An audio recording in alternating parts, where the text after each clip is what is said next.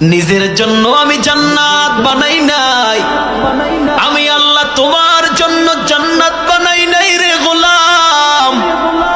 আমি আমার ইবলিসের সাথে ঘোষণা দিয়েছিলাম, আমার ইবলিস বারবার বারবার এই আদম সন্তানগুলোকে ধোঁকা দিবে, আর আমি আল্লাহর কদমে কপালটা লাগাইতে দেরি।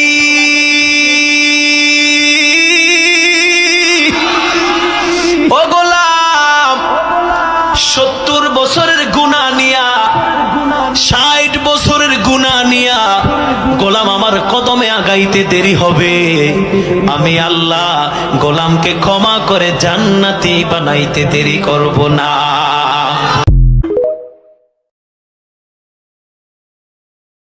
নিজের জন্য আমি জান্নাত বানাই নাই, আমি আল্লাহ তোমার